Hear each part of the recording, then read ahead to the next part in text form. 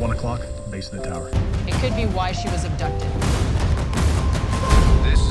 Bwana, karibu sana katika movie. Hii ni bonge moja la story, bonge moja la movie ambalo linaitwa Act of Valor. Bwana, movie hii inaanza kwa kutoa taswira halisi na ya kusisimua ya maisha ya siri yanayoishi na askari wa kikosi maalum cha jeshi la wanamaji la Marekani ambalo ni maarufu kama Navy Seals. Bwana, kupitia mazoezi makali na majukumu mazito ya kizalendo yanayowakabili kila siku, hadithi inajikita kuanzia katika msingi wa familia na urafiki wa dhati kabisa uliopo kati ya wanamaji hao. Bwana, ambao wanajikuta wakijitengenezea kifungo kigumu cha undugu kinachovunja mipaka ya kazi za kawaida za kijeshi na kuingia moja kwa moja katika maisha yao ya kila siku ya kifamilia. Bwana, hali hii ya utulivu inakatishwa ghafla pale ambapo kitengo cha ngazi ya juu ya ujasusi kinapokea taarifa za dharura kutoka Amerika ya Kati kuhusu kutekwa nyara kikatili kwa mawakala wawili muhimu wa serikali waliokuwa wakifanya uchunguzi wa siri, yani operation ya kwanza ya uokoaji. Bwana, inaanzishwa kwa kasi kubwa, ikilazimu kikosi hiki maalum kujiandaa na safari ya haraka ya usiku ili kwenda kuwagomboa mateka hao kabla hawajauawa na genge katili la uhalifu wa kimataifa.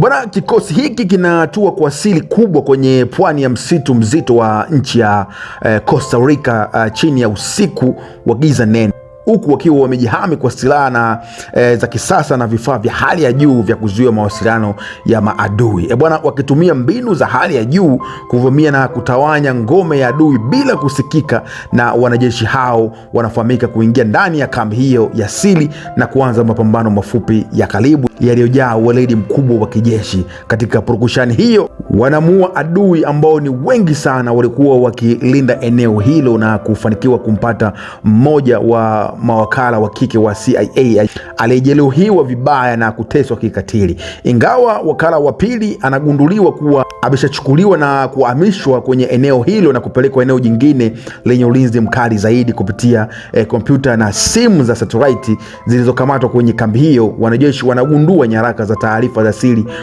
zinazoonyesha uhusiano wa kutisha kati ya biashara ya madawa kulevya na mtandao mpya wa kigaidi wa kimataifa unaongozwa na mtu hatari sana. Bwana, taarifa hizo mpya zinasababisha mabadiliko ya ghafla ya malengo ya kiintelijensia katika makao makuu ya jeshi huko Marekani, ambako kitengo cha uongozi kinatambua kuwa tishio lililopo mbele yao si la kawaida bali linahusu usalama wa taifa zima. Bwana, kikosi cha Seals kinalazimika kubadilisha mkakati wao na kuanza kumfuatilia mfanyabiashara mkubwa wa kimataifa wa silaha aitwaye Crystal, mtu mwenye mtandao mpana wa kifedha na anayewezesha harakati za kigaidi duniani. Bwana, wakati huo operation nyingine ya siri inaanzishwa kwenye visiwa vya Ufilipino kufuatilia mmoja wa viongozi wakuu wa kigaidi anayeshikiliana na Crystal, jambo linalofanya jeshi la Marekani kugawanya nguvu zake katika maeneo mbalimbali ya dunia ili kuthibitisha au kudhibiti janga hilo. Kila hatua wanayopiga inajaa hatari kubwa sana, huku ukionyesha jinsi uratibu wa kijeshi unavyofanya kwa ustadi mkubwa kati ya vikosi vya ardhini, majini na vile vya anga vilivyoko maeneo ya mbali sana.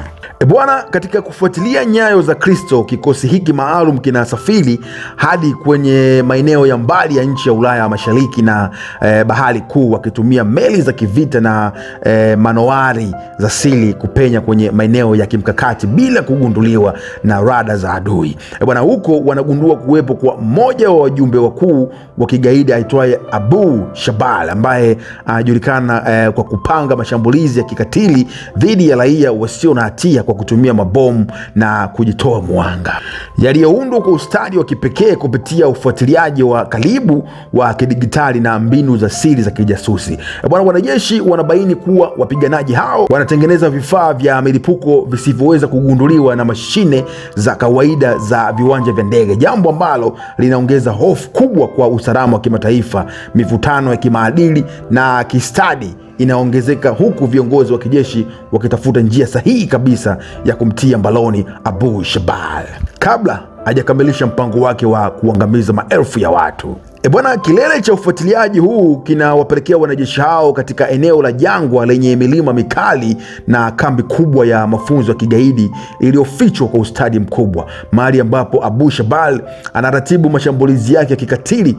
Bwana, kikosi hiki kinachukua uamuzi wa kufanya shambulio la kushtukiza na la usiku kwa kutumia ndege zisizo na rubani na mbinu za kushuka kwa miamvuli kutoka angani moja kwa moja kwenye ngome hiyo ya adui.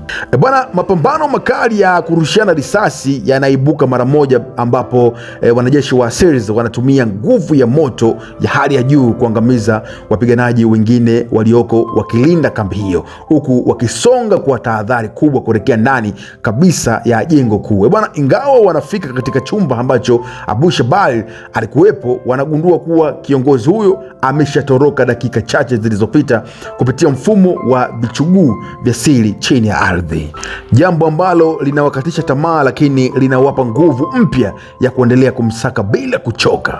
Bwana, katika operation hiyo hiyo ya kusaka viongozi wa kigaidi ikiendelea, taarifa za siri kutoka kwa mtoa taarifa wa ndani zinabainisha mpango hatari zaidi kuwaziwa. Magaidi hao wameshawatuma wasichana wawili wa kujitoa muhanga wenye asili ya kizungu na passport za nchi za magharibi kuvuka mpaka kupitia njia za baharini na kuingia moja kwa moja ndani ya ardhi ya Marekani. Bwana, wasichana hawa wamepandikizwa mabomu madogo na sumu ya milipuko kwenye miili yao.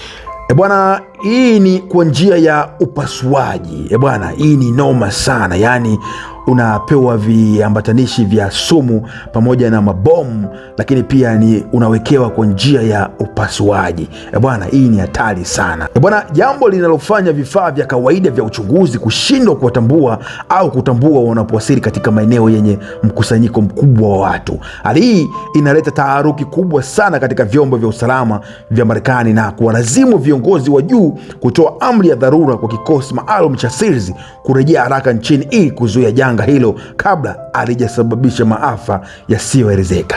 Bwana, kurejea kwa kikosi hicho nchini Marekani kunaambatana na harakati za haraka za kuwatafuta wasichana hao wawili ambao tayari wameshaanza safari yao ya kuelekea katika mji mkubwa na wenye shughuli nyingi na mikusanyiko ya watu wengi. Kwa kutumia teknolojia ya kisasa ya ufuatiliaji wa kamera za usalama na taarifa za siri za kiintelijensia, wanajeshi wanafanikiwa kufuatilia mmoja wa wasichana hao na kuwatia mbaloni. Bwana, ili bonge moja la story, bonge moja la filamu. Bwana, nakuacha nikisema kwamba hii ni Cha the Storyteller. Jina langu naitwa Cha the best presenter in town, mnyama OG, mzee wa movie. Bwana, katika kufuatilia nyayo za Kristo, kikosi hiki maalum kinasafiri hadi kwenye maeneo ya mbali ya nchi ya Ulaya Mashariki na bahari kuu, wakitumia meli za kivita na manowari za siri kupenya kwenye maeneo ya kimkakati bila kugunduliwa na rada za adui. Bwana, huko wanagundua kuwepo kwa mmoja wa wajumbe wakuu wa kigaidi aitwaye Abu Shabal, ambaye